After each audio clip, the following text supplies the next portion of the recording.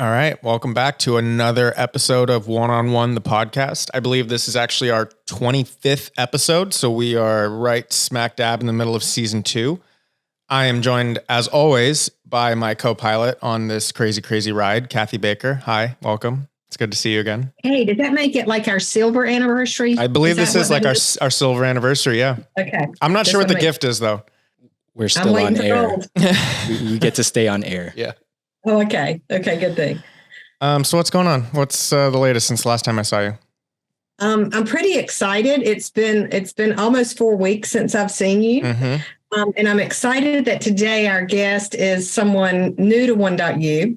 We are very, very fortunate that we are expanding, and we are covering, I think, some voids that we've had, and one has been in leadership. We have a lot of requests for people who need leadership, guidance, and training that is over and beyond productivity. So I'm excited today to welcome Chris Allen and have a conversation always about people and leadership and what's going on in the real estate industry as well as other industries that is a pretty dynamic change that requires leadership. So, Chris, welcome. Thanks so much. It's an honor to be here on this silver anniversary. I've saved you. We've actually saved you for this. So tell us a little bit about, always about people and about what you do. Cool. Well, Always About People is an organization. It's the consulting platform that I started a few years ago. And the mission is to help create cultures where people thrive. And the mission of Always About People is to come alongside leaders and organizations and help them create clarity in culture and how we develop leaders. Because most of the stats show that people join companies and they leave leaders. And so if we could solve that issue, if we could help to solve that issue or clarify that, we would retain people, we would attract people, we would develop people, we would engage people, we'd see their performance increase. And that is why we're doing what we're doing. And I think most people would agree, inside of organizations, it is always about people. So that's what we're doing. It is. And I will tell you what I love about this conversation, I think today is going to be what the three of us bring to the table, because I think the age difference between Josh and myself is going to be what we need to speak to as far as when I first started my career, what motivated and inspired me and what kept me going is very different today than what Josh and even the next generation needs in a leader. So can we talk a little bit about what tomorrow's leader needs today from leadership? That's great. Well, I think we should all pitch in here because here are just some thoughts. There was a time and a generation where a job was seen as just sort of a secondary level need for security. If you go back to Maslow's hierarchy of needs, job or profession or occupation was a second level need. And it was just above physiological needs. So air, water, food, shelter, all of us need it, but then we need a job. And other levels of needs were met through other structures in society and family. And so above security needs is love and belonging, then self-esteem, and then self-actualization, which is becoming the best version of yourself. So there was a generation that saw a job as just a way of providing for my family. And then I will meet the needs of love and belonging, self-esteem, and self-actualization from other places outside of my work. I think we now have a shift in the generation where some of those structures that once met those needs are now broken. And people, like never before, are looking to meet some of those needs through their work. And the prior generation would say, why do we have to meet those needs through work? And I'm of the idea, like, why wouldn't we want to meet those needs through work? If most of us will spend most of our awake hours at work, let's create workplaces that meet those needs. So I'd love to know your thoughts and reactions to just that thought process. I think my initial reaction is defining the word work. They always say that you're never going to work a day in your life if you love the job that you have. And so I think that it's truly a definition of, all right, do I feel like I have to force myself to get out of bed every morning to do this job for 8+ hours a day and do that 5 days a week and do that for 40 plus years of my life? Or do you look at it from a different perspective of this isn't something that I have to do. It's something that I want to do. That's good. All right. One quick response to that. Out of the Industrial Revolution, we had what came modern management theory, which was this idea that we could scientifically design everyone's job down to perfect efficiency. So if we want to define work, what work was to a generation was a scientifically generated or designed job for me to go and figure out things, create things with my hands. And as we moved into a knowledge economy, even the definition of work and what people want in work, the autonomy they want, the competency they want, the relationship connection that they want, I would say to your comment that the definition of work has changed over time. And this is some of the generational clash. Kathy, you were going to say something. Yeah, I was going to say, I think just to speak to Ryan and Josh's team, I think you are such great examples of exactly what Chris is talking about, in that you have such love and respect for each other, that you feel like you're going to work with people you really adore. And it's not work because of the relationship, I would guess, overpowers that. I think the pandemic, I think all of us that worked through the pandemic, I think that changed the rules significantly. And I think just through Zoom and through things like that, the relationships became so much more intimate, which sounds a little bit crazy. But just like now, I feel like I'm in your home office, Chris. And I think we just opened up at a level. We see each other's pets. We see each other's kids. Right. So I do think it's very different. One thing fascinating about our audience and about our network is how many of our people have been tremendously successful realtors. So they've been great independent contractors where they've been self-directed, they have to be self-disciplined, and they've been productive. And now some of them move into being a team leader, into being an owner, and they really go from the real estate business to the real estate agent business, right? And so I'm looking at, wow, what is that shift from leadership when you go from I'm self-serving, I'm doing what I need to be doing. It is servant leadership, which I think, Josh, is what you explained a little bit, is I love what I do, so I'm serving, I'm not working. I think that's the mindset difference. But man, how do we make that shift when now we have this tribe that we're responsible for? Well, as you were talking, I was thinking, what happens across the entire workplace, and this isn't specific to real estate, but we take these individual contributors, and because they were successful at something, we want to keep them in our company. We want to promote them. We want to figure out how to give them more money. We want to compensate them for their growth and development. In most hierarchical organizations, the only way to put them further up the organization is to promote them into this management position. But it takes an entirely different skill set. So it would be like the equivalent of saying that my teenager in my house, because they have now shown the ability to take care of themselves, that they're now ready to manage a team of 4 kids. So let's just take a 16-year-old, give them 4 kids and say, best of luck to you.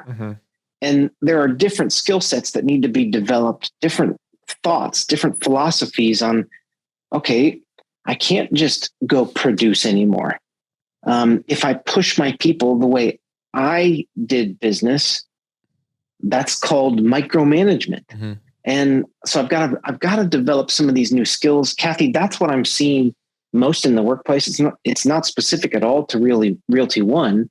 This is every workplace where we promote people from individual contributor into a people leader of some kind, we've got to equip people with the skills to understand people in that new role. Can I ask a question, Chris? Absolutely. So, and I'm going to use a sports reference really quick. So if let's say you're a veteran athlete and you maybe have a couple years left in your career and you're thinking about, I want to get into coaching. They might, during your playing career, throw you a bone, and let's use soccer, for example. They'll let you coach the development team, or maybe the B squad or the practice squad, or kind of like gearing you up and starting to help you build the skill set while you're still in your current role. Yeah. Is that what basically we are trying to do here at Realty ONE Group, where we have these agents that you see the potential for them to maybe be a leader one day or own their own office one day, and we are now trying to basically like give them the fine tools and practice to take that leap? Yeah. So think of it like, we know that if you take some of the best players in a sport and you assume that because you were a great player, you will make a great coach. Mm-hmm. We can all think of multiple examples where that didn't exactly work out. And so steps along the way to develop this new competency need would be things like, giving them an opportunity to coach the development squad. Mm-hmm. In the business world, it would be maybe you're leading a small team.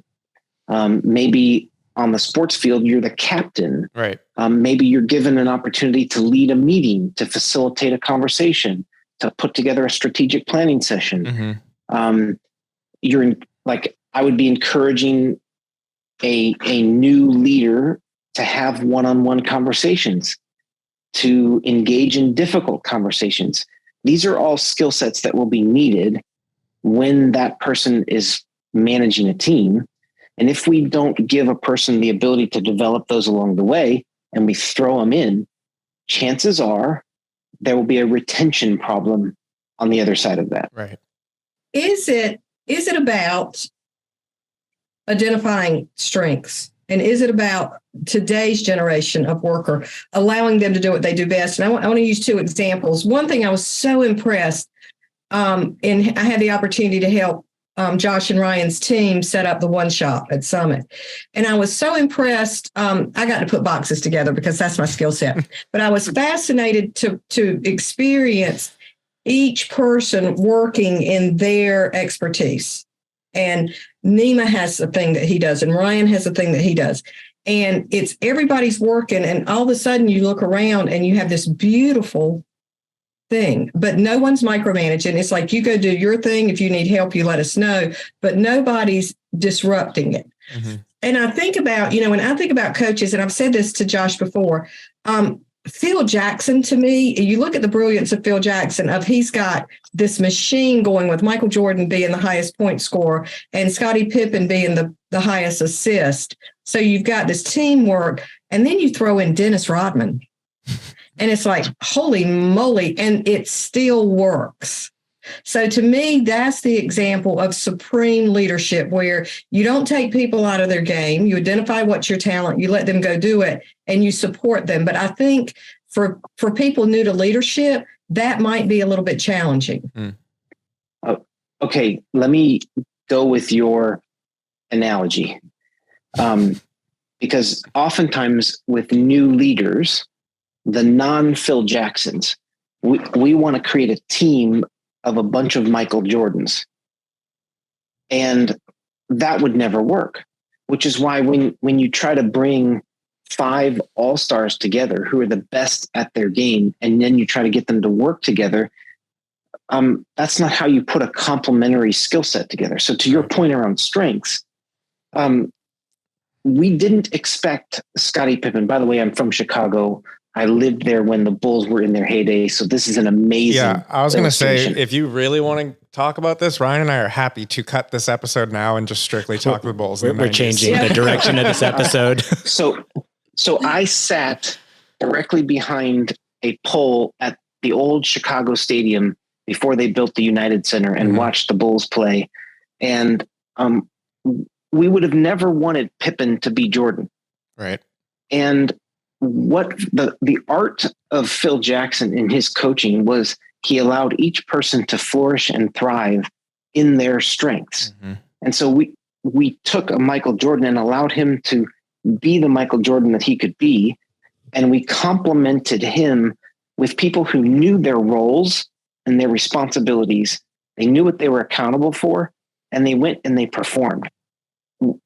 Dennis Rodman, as crazy as that guy was, he knew exactly what his role was on the team. Yep.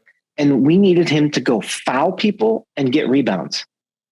And he was going to go in there and mess up any structure an opponent had. And he would go in there and create all the mess and allow Michael and Scotty, and at times John Paxson and John Kerr and our Steve Kerr and all the team to do exactly what they needed to do. And so to your point, Kathy, it comes down to strengths. The issue that we see in the workplace is a new manager oftentimes wants people to perform exactly the way that they did. So because I was successful in my individual contributor role, producing this way, everyone else should now do it this way because it worked for me. And that would be the equivalent of saying everybody should play like Michael Jordan. Which there only was one, and there only ever will be one. Only one. Only one.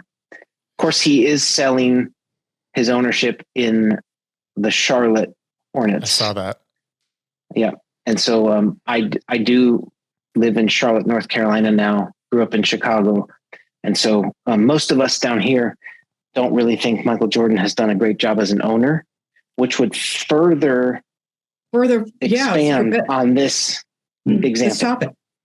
Kathy, I love this concept of strengths because one skill set to develop is the ability to see strengths in people and call those out and encourage those. And that goes back to the topic that we talked about earlier this week, which is the power of praise. And if I, as an effective people leader, if I can be better at giving praise, encouragement, recognition, I can unlock the potential of human beings. And it's huge. So anyway, I think effective coaches, Phil Jackson, even though he was coaching these incredible all-stars, I think he had a way of communicating with these guys that was effective too. Yep. I think even like you look at, let's use Dennis Rodman again. Phil was truly the yin to his yang. I mean, they couldn't have been more opposite. Phil's very calm and he has a very calming demeanor. And I think that really, really, really helped with Dennis Rodman's kind of erratic behavior. And he was able to bring together. I mean, that's one of the hardest things as a coach is like kind of like balancing personalities, you know, and figuring out how to utilize all of them to create a winning team. Yep. And I think oftentimes, just to kind of tie this back to the management issue that we see, is that when I have different personalities, if they're different than mine, I either want to squelch or squash that personality. I want to change that personality and make it more like mine. Or I don't have tolerance for it because I think it's somehow wrong. So my bias is that's the wrong personality, instead of trying to figure out, well, how can I make every person successful in their own strengths, their own personality, their own giftings? And Kathy, back to the example that you started at the beginning, was this setup of the one marketplace, right? And the reason that you thought it was so amazing is because in my mind, I was listening for a few words. One was everybody knew their role and responsibility. So whether it was tied to their gifting or strength, maybe that's taking it too far. But the point is, an effective team, everybody knows their role, they know their responsibility, and they know what they're accountable for. Yeah. And once people are clear on that, and they're clear on the end result and what's expected of them, you let them go. And every one of us wants a level of autonomy in our work. We want to feel competent in our work. You don't need to tell me how to put together a box. Just tell me to put boxes together and I'll figure it out. And that's the thing that we also see in new managers is this need to want to tell you how to put together the box. Like, hey, Kathy, you got to put tape on it this way. And you're like, are you kidding me? Leave me alone. Let me put my box together. So let me ask from my generation's perspective, do you think that that's a generational thing where the generation above, not calling anybody out, but quote unquote, thinks that they're the expert. It was their way. Things are now a little bit different now, but people kind of get lost in their own lane. Would you argue that that's part of it? I would say that I agree with you. And I wouldn't say that it's their fault. Mm-hmm. I would say that they were taught that way. Right. So they came into jobs and accepted the job when somebody told them how to do it. Right. And so there wasn't that's just the way it was. Mm-hmm. They didn't necessarily like it. It just was. But there's a theory in psychology, not to get too scientific here, but self-determination theory says all of us want three things in our work. And I've mentioned them a couple times already, but the first thing is we want to feel competent in our work. The second thing is we want autonomy in our work. And the third thing is we want relationships. We want deep relationships. And if we have that in our work, we will be more engaged.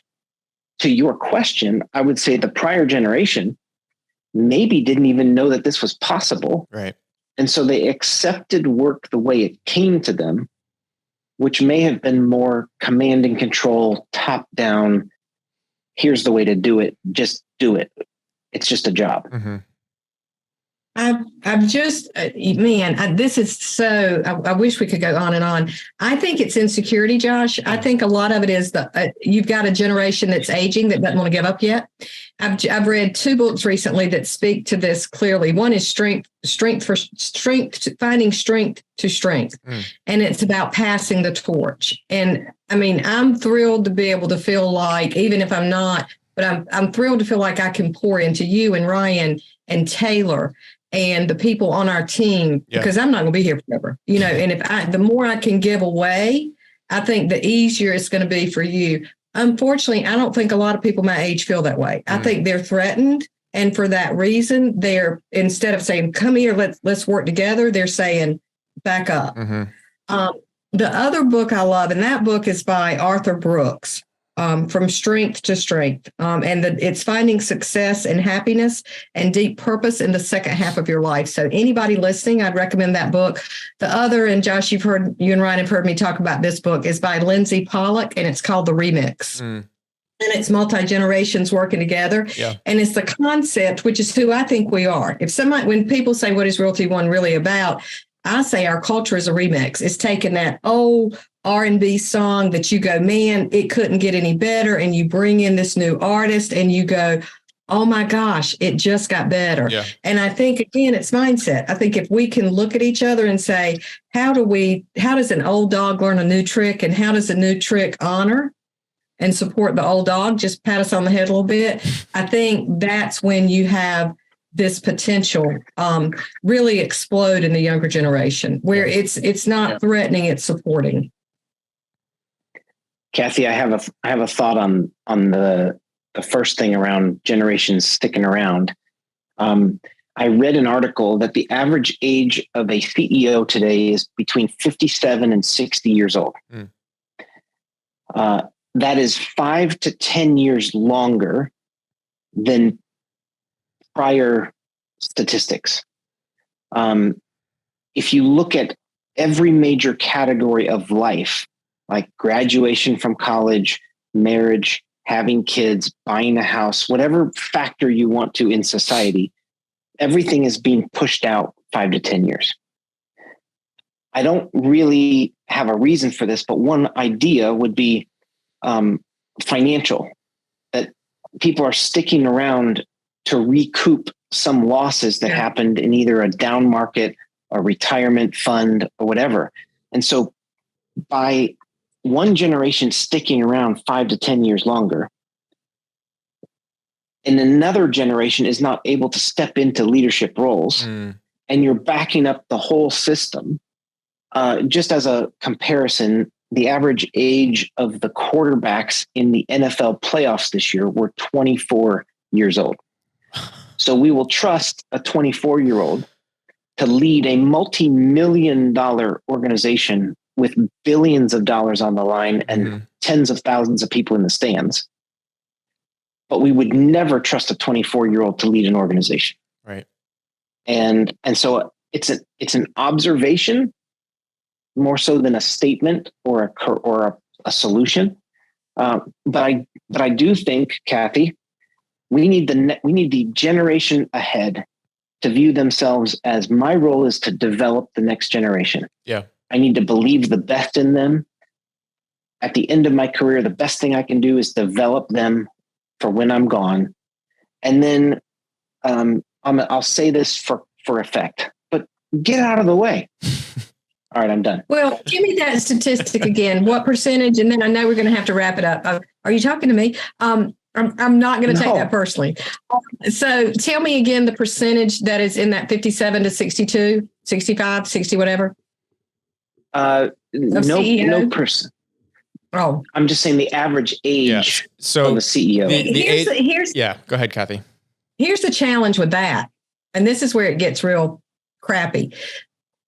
In the event of a mass exodus, then you are leaving companies in jeopardy because you're giving the quarterback the ball who's been on the bench and doesn't have any playing time. Right. And that's the sad thing is you're going to have this mass exodus because I've read something that said within the next 7 years, 70% of the workforce will be generations Y and Z. Now that may be made up, but statistically it could happen. If you have this mass exodus, if everybody goes, okay, I've regained my wealth, now I'm going to go away, and you hand the ball to somebody who's never run the play, you're jeopardizing everything. So that's my concern is exactly what you're saying, Chris, is leaving people without enough playing time to be able to carry the ball. So I think we have to find smooth transitions. I think that's what we're really working with here, right? Yeah. Intentional transitions. And this, again, I want to say is why I'm so excited, just the depth of this conversation for our industry to bring Chris and his team into our organization as a partner, because it is always about people. You can have all these statistics, and we know a lot of people that are educated beyond their intelligence. And you know the people I'm talking about who don't understand relationships, who don't understand how to communicate and how to deal with people and how to just, leadership is about love. And I don't want to sound corny, but it really is. Leadership is about loving each other enough and caring enough about each other to take care of each other. I believe that. I agree, Kathy. Oftentimes leadership is about believing the best, which might be simply a better way of, or a different way of defining love. But yeah. So then my last question, let's take it back to Phil real quick to really, frame this whole conversation. Of course. You're not done yet. And I don't even know if any of us know the answer to it. Do we think Jordan, I don't even know how to say this without really saying something bad about either of them. Careful. Yeah, I know. I'm sorry, Ryan. Do we know Jordan and Phil's true relationship, I guess? No. We don't, right? Because I want to know if Jordan was intimidated or if he was just all right, this guy is just leading the team, but I'm doing my own thing. Because we all realize when we're using this analogy, but you can't put Michael Jordan into any analogy because he's an anomaly to any analogy. And so I think that I do think that he was kind of in a league of his own. Obviously we know that. I think he could have had a monkey as his coach and he still would have won six championships. I don't know. I think, because I'm going to go back, I'm going to be really selfish, and I'm going to go back to, I think in those formative years for him in college, I think Dean Smith, and again, I'm a Carolina fan, so forgive this. But I think Dean Smith had such an impact on developing him that he was an extreme talent, but always coachable. I think, and that's the key. I don't care how talented you are, whether it's in production, sales, whatever it is, always be coachable, because you never know everything. Yeah. And I think as talented as he was, he always, those formative years of Smith making him carry the camera his freshman year, not letting him be on the cover of Sports Illustrated when they were preseason #1 because he hadn't earned it yet. I think all of that formed him, and he never lost the ability to be coached. That's why I love you, Kathy. I think that Jordan had a respect for Phil Jackson. And I think that they respected one another in their unique talents. And Jordan never wanted to be the coach. Yeah. He wanted to be the best. And Phil, I think, was like, look, buddy, you can be the best, but here's how you're going to be the best. And if you'll sort of just align with me, and, I'm going to put a cast around you. Because the other example would be, there was this general manager in the 90s named Jerry Krause. Oh, yeah. Who, nobody respected. Yeah. And Jordan basically, they got that guy pushed out, essentially. And so if Jordan didn't... Well, he tried to break up the Bulls at one point, didn't he? Oh, yeah. Yeah. Well, he was just whatever. But if Jordan didn't respect Phil Jackson, he would have gotten him pushed out. Yeah. Yeah. It's a fair point. Ryan, do you have any commentary on this? I know I can just see your eyebrows. I'm like this. We're pushing like 30 minutes already, and I'm like, this could be a whole nother episode. We're about to just. I say we literally do an entire episode. I say we cut this, and we'll make this like a 10 or 12 minute like in between. Right? Yeah. I think I'm glad we have such differing personalities. Yeah, when it comes to like sports analogies and everything, we can pull from everywhere. Yeah, and relate it back to this. You can see where all of our true passion lies.